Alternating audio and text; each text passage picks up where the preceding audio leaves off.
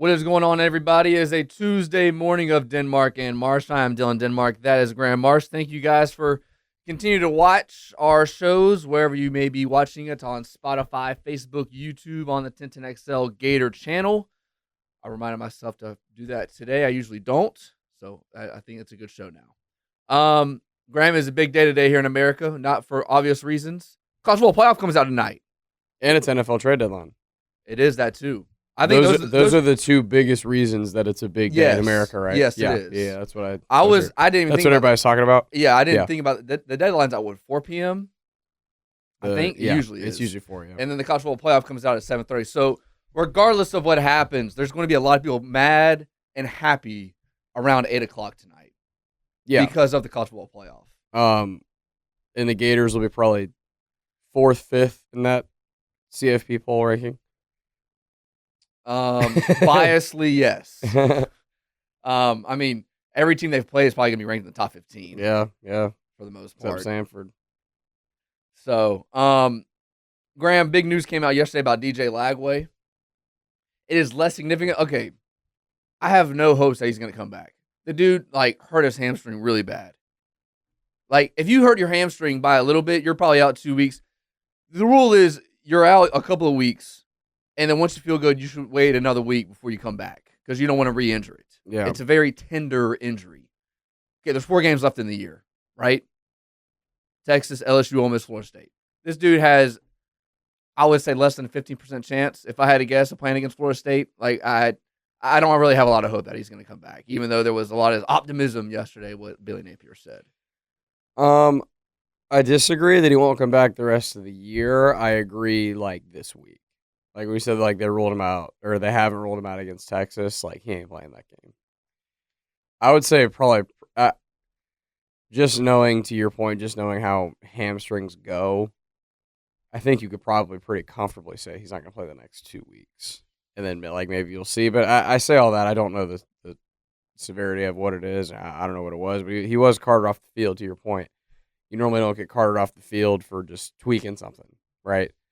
So I really don't know. I was kind of surprised to hear that report. I don't know how much gamesmanship that might be versus actual truth. But, we'll see. I really, really, really would be stunned if he played against Texas. After that, I think we'll probably see. But maybe you start looking at Ole Miss, Florida State. That's still a couple weeks away. Could you maybe be in a better spot by that point? Who knows? I don't really know, but if I had to guess, I bet they'll see him.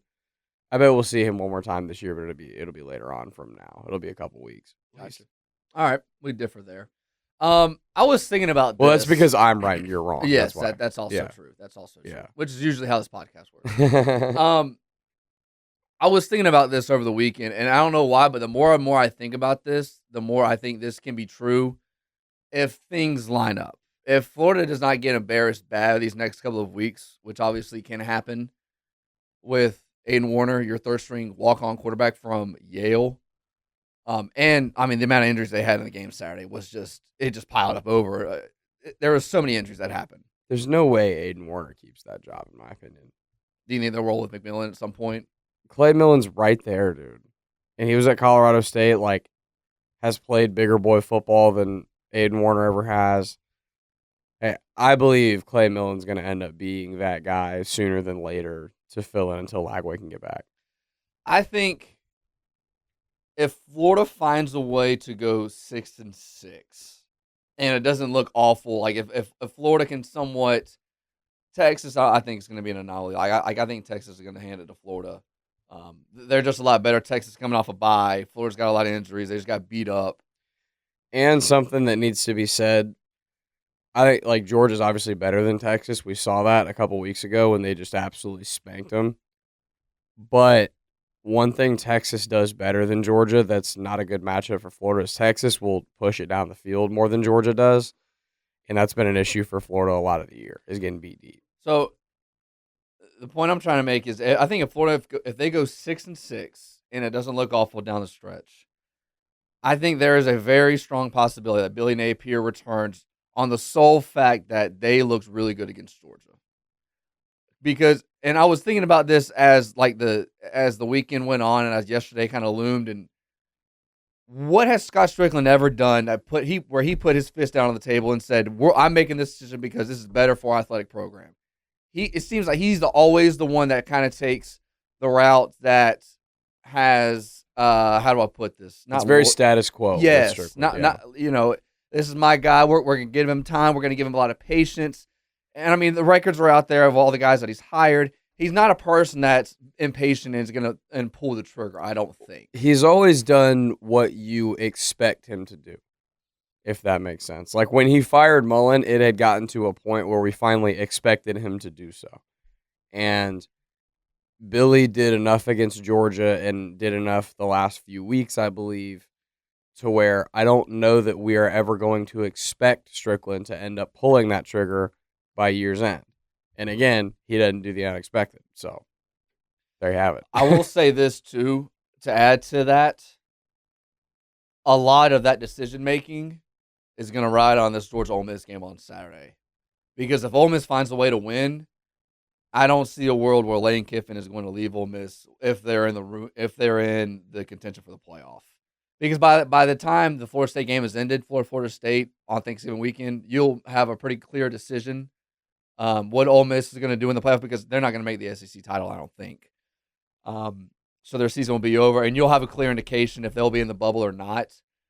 But if Lane Kiffin does lose, you'll also have a clear indication on your direction of your own head coach. Probably. Yes, that too, and how the team is going, and if you're playing well.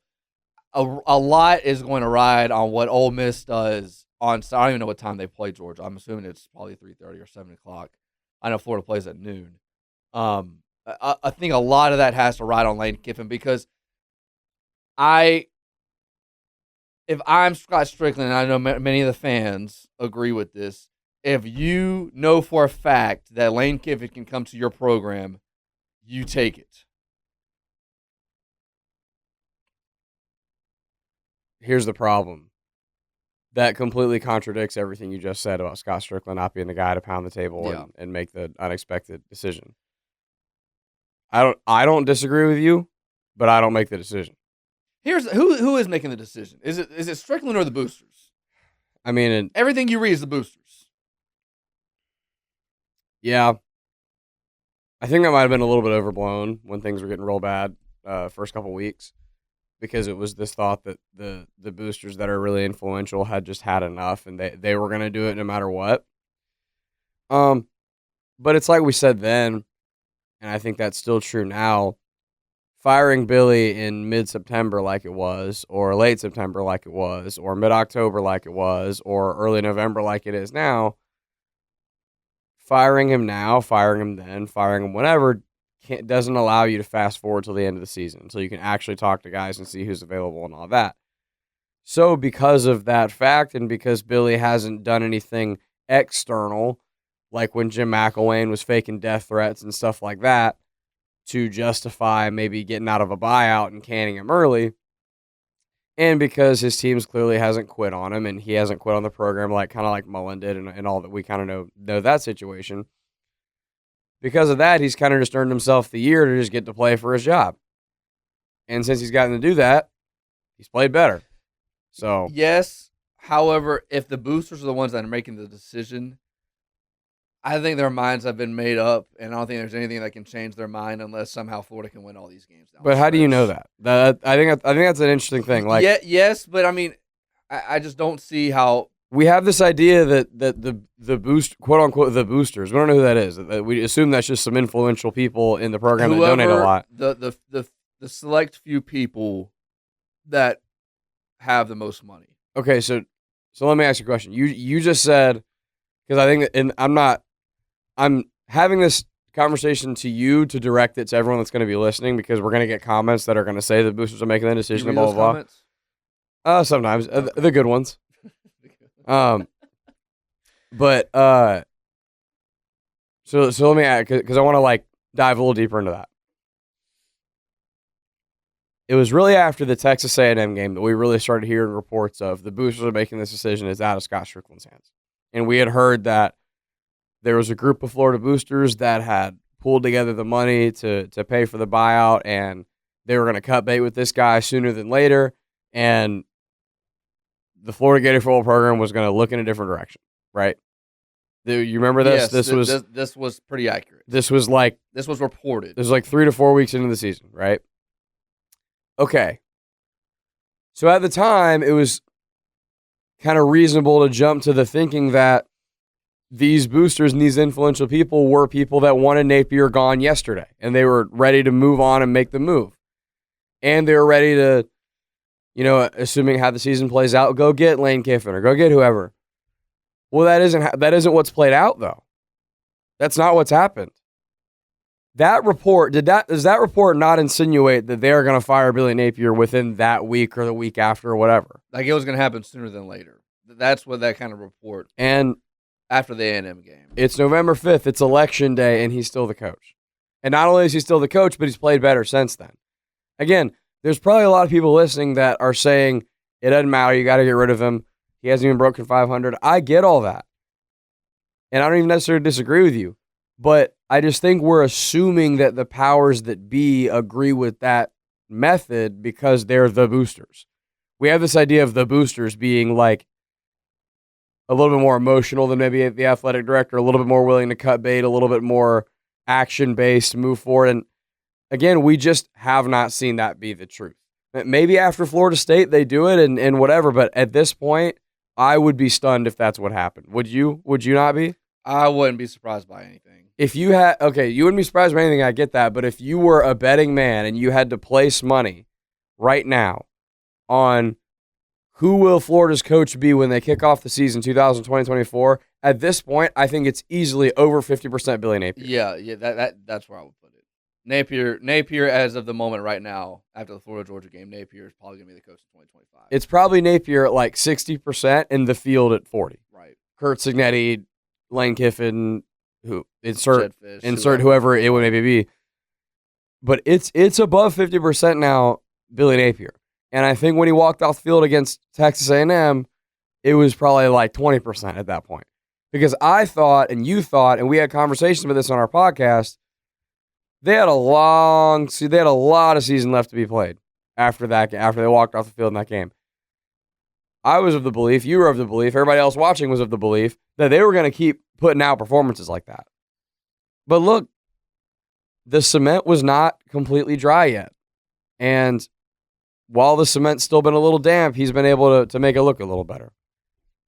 Does that justify him keeping his job? No. I don't think so either, but I think that's the direction we're heading in. And obviously it can change. I mean, week to week, this thing changes. I mean, you get blown out by 24 or 30, 3 consecutive weeks, and then if you have an ugly, regardless, win or lose, I mean, the way Florida State's been, my goodness. I mean, this thing changes week to week. So, time will tell. You went to the Gator basketball game last night. Yes, sir. I watched very little.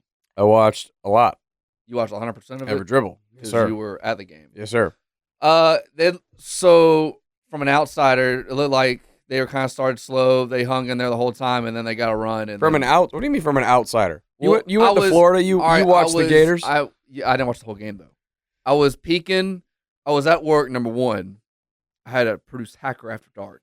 Yeah, that's true. Then I was peeking between that and the Monday night game because for gambling purposes. Mm-hmm. But I saw they had a run like Florida pretty much went on like a 10-0 run at one point. Who was it that had that nice transition dunk that kind of brought the house down? Will Richard. Was it Will Richard, yeah. Were you yelling a lot yesterday? Yes, I was. Okay, this checks out. Yep. Coming with a cup of coffee. And I'm like, what are you doing? You usually come in here with like some kind of energy drink. And he's like, oh no, my throat. I'm trying to fix my throat. Yeah, your boy between being at Florida, Georgia on Saturday. It's been rough. And having to watch the Jaguars on Sunday. And then being at that game, the voice is crying for help. So is Florida? I mean, I have no idea. Florida, one of the top teams in the SEC, pretty much. Yeah, but the SEC is a loaded conference. It's really good.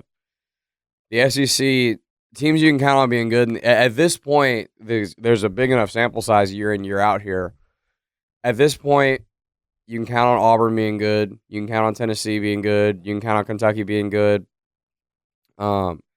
You can count Texas A&M as number 13 team in the country. They just lost. They got upset by UCF last night, but they're still going to be a good team. Basketball upsets are a little different. Yeah, and basketball, man, I mean, with the portal and NIL, like, how many times we've seen a 16-team upset of one? And, like, upsets aren't as big as what they were even 5 years ago. Yeah. So all the teams I just said are going to be relevant all season. And then there's a couple. Alabama, obviously Alabama's really good. They're in the Final Four last year. So it's so interesting with basketball, man. Like, you know, I am very invested in Gator basketball every year. With the portal now, I have to basically relearn the team every year because it just the roster just flips all the time. There's even less continuity than football in today's world, which is crazy to say. But man, what I love about this Todd Golden team, and we'll see when they play a little bit better competition, which, you know, I say that, but USF's a good team. They were a really competitive team last year, and they weren't playing a bunch of nobodies last night. They were playing a good team, and Florida should have won the game, and they did. That first half, man, USF could not miss. They were just nailing everything from three. Florida in the second half, where they really started to go on a run and wear down USF, is they kept getting to the foul line. USF had to keep their same 6 or 7 guys in most of the game, and they were getting a little tired, you could tell. In the second half, and Florida was attacking them in the paint, and they were getting a line pretty consistently. And they're either scoring or getting fouled. So, but what I love about Todd Golden teams, as opposed to the old guy that was here, notice when I said the teams that are going to be relevant this year, I did not say the University of Georgia, who our old head coach coaches. Mike White. Yeah. 0-4 against the Gators since he took over at Georgia, by the way. What I love about Todd Golden teams that a lot of Mike White teams lacked is Todd always has a lot of size. He's always got like 3 to 4 guys that can bang in the paint and can go up and get rebounds and can get to the free throw line and can play inside and can defend inside consistently. So, you know, I remember in Mike White's teams, he'd normally only have like 2. So if somebody got in foul trouble, we would be in trouble in the paint. We'd be in trouble getting rebounds.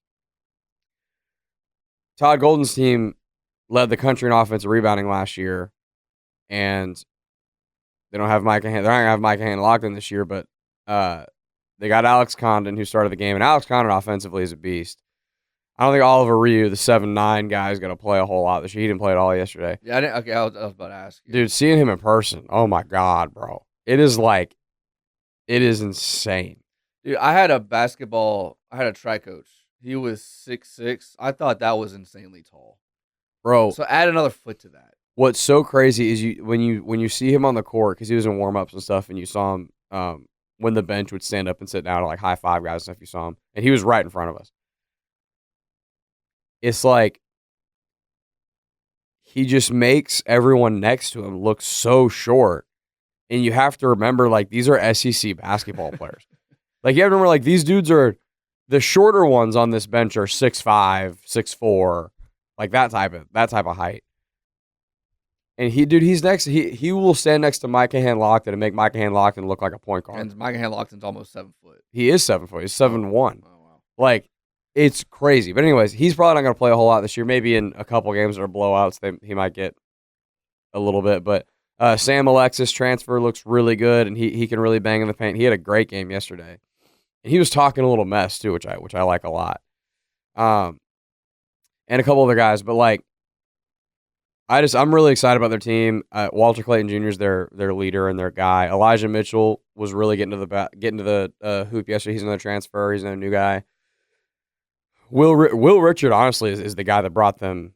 I say brought them back. They were going to come back in the game because USF just had a streak where they just couldn't miss for like 10 minutes. Yeah, they were like 50% from 3. Yeah, so they got up. USF got up like 10 because they just had this crazy run where they couldn't miss. So Florida was always going to come back, but Will Richards is the guy that sparked it. He started making a couple threes on his own. He was getting to the hoop. They were pushing it up the floor pace. I'm really excited is the point. I love this team a lot, and I think they're built. I don't see right now when we play better teams, you'll see, but I don't currently see any major flawed area. I don't currently see something where I say, okay, that's going to be a big problem. Maybe shooting. Walter Clayton and Will Richard are good shooters. They kind of started slow shooting early in the game, but for all intents and purposes, they're great shooters still. So I'm looking at their schedule. The month of November is pretty soft. Other than they play Florida State on the 15th, so that's 2 Fridays. That's next Friday, and then they play Wake Forest on Thanksgiving at 2:30, which is odd. It's an ESPN Events Invitational. And in December, you play Virginia, Arizona State, North Carolina. That should be a really good one. And then you have 2 cupcakes. Although North Florida just beat who they just beat last night. God bless. Hacker was going nuts, but they beat South Carolina last night by 3. So I'll watch. I'll take a peek. I'll be peeking. I'll probably be forced to be watching anyway. But yeah, I think your enthusiasm is going to spread on me eventually.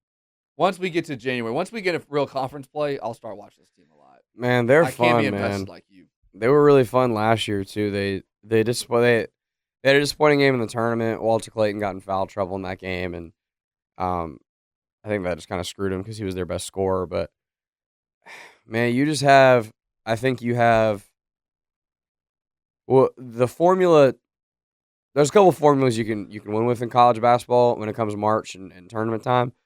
But the couple of things you got to have is you got to have a guard with experience. That's like the main thing, in my opinion. That can lead everybody, organize the offense, keep people together, and be a great scorer on his own. That's Walter Clayton Jr.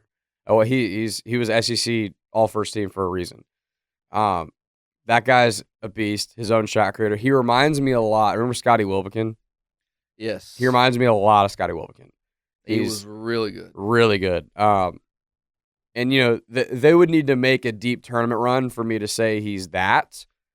But he plays a lot like him. He gets to those nice little mid-range jumpers, like free throw line jumper type of range, can knock down his own shot, keeps everything together. Because that team, the best players on that team, that Final Four team, was Casey Prather and Patrick Young and those guys. But Wilbekin, he was a floor general. He kept them, and they got that with Clayton. Will Richard last year was really streaky. Games he shot well, he played really well, and then games he didn't shoot well, you'd kind of forget about him for a while. I'm looking for him to be a little more aggressive this year. He has last year he had Zion Poland taking a lot of the dribble time, so you're gonna have Will Richard being able to do that this year. So Poland. I remember that name.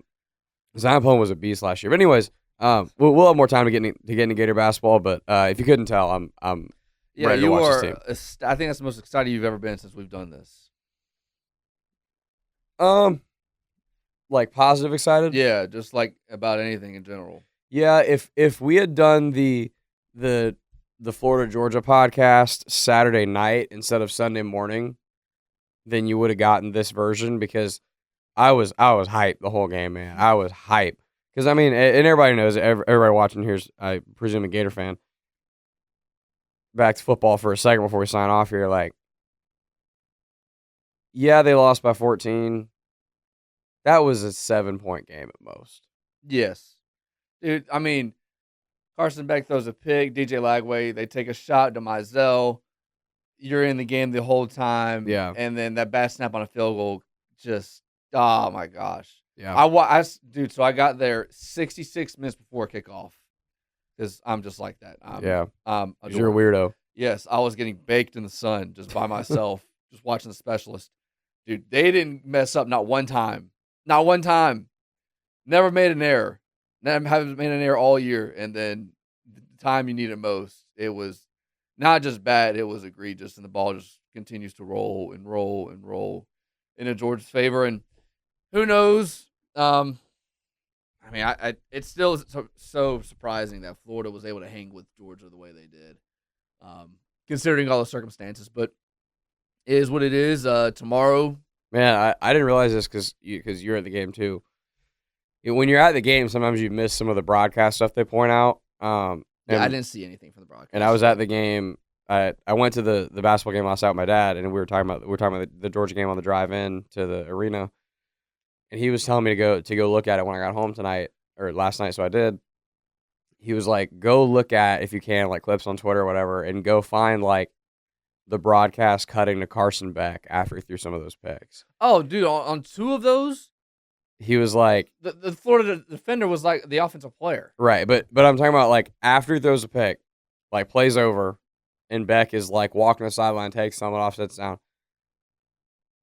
I haven't seen a quarterback look that shell shocked in a while, man. Well, I mean, his eyes were like, Carson Beck's got big eyes in the first place, but he was like, you could tell it wasn't like, oh, I'm pissed I just threw that. It was like, what the hell is happening? Well, I mean, he's thrown. It was like genuine shock. 8 picks in 3 games, and 6 in the last 2. Yeah, dude, he has not been good, man. No, and I mean, they still have time to change the rounds. You know what? To start Sunday. Saturday. You know what? Him struggling has shown me, and I know this is a Gator podcast, but just talking about a big rival like Georgia. I never gave Stetson Bennett the credit he deserved when he played for Georgia. I mean, I always felt like they would be better served putting somebody else in when he was there. Like literally to the day they won the national championship, I was like, at the time it was it JT Daniels was their quarterback, and then it was Stetson. I was like, and I said, who's their backup back then? The second year I guess it was Beck. I never felt like Stetson was their best option, and he obviously was. But his ability to keep that whole thing together and not do stupid stuff, he was better than I ever gave him credit for. Yeah. And watching Carson Beck on Saturday, I was like, man, I'm glad Stetson Bennett's not playing this game. The quarterback positions, yes, you have to have talent, but man, it's so underrated how you can know what the defense is showing. You know when to check in and out of plays. Not saying that Carson Beck doesn't do all those things, but sometimes when a guy does that, it makes it look easy. You take it for granted. Well, and the other thing you take for granted too is, especially in a big rivalry game like that, even when the teams are lopsided, like everyone's emotional. Everybody wants to go make the big play, wants to blow something up, wants to do all that, right? The emotional maturity you have to have, and you typically get this with some age at the position, to when it's not there, just simply get rid of the ball and just simply throw it away. Or if you have to take a sack instead of forcing stuff. Like, that's really underrated as well. Because I think 2 of those, Carson Beck should have just taken the sack and called it a day. Yeah. So one of them got hit, so it kind of changed the throw. But the other 2 is like, what are you even doing, Pup man? Howard hit him. Yeah. That was a lot of Jacksonville crime. Pup Howard, Carson Beck, and Pyburn. All 3 guys from Jacksonville. Pyburn played a great game, man. He did. Dude, those backers, man, they figured it out, dude. Those backers are playing like their ass is on fire, bro. And I love that, man. They're playing pissed off with bad intentions. They're tackling people. They're in the right spot. I love what I'm seeing out of those, man. Shamar, Pup, and Pyburn. Playing pretty well. They're playing since real well. That first bye week. Yeah. Florida's a 21-point underdog to Texas right now. We'll get an injury report Wednesday night around 8 o'clock. Billy Napier will talk. I guess we'll get more of an update on DJ Lagway. We'll all be shocked when we'll be told that he's out. Can I put something on record? Yeah, go ahead. If this was medically possible, I would donate my hamstring to DJ Lagway. And I'm sure a lot of listeners would do the same. Yeah, they'd probably do the same. Would you? Yeah. I don't really need it anytime soon. If a doctor from UF Health down in Gainesville called me today and said, "Hey, can we have your hamstring? Because DJ needs it," I'd be like, "I don't think he would. Where do I sign? When do you want me to be there?" I don't think he would want my hamstring because I haven't worked out in like 8 years. He wouldn't want my left one because my left one tweaks a lot. My right one is perfectly fine. My right one is totally healthy. DJ, let's rock. All right. Well, we'll give y'all a show Thursday, and we'll talk to y'all then.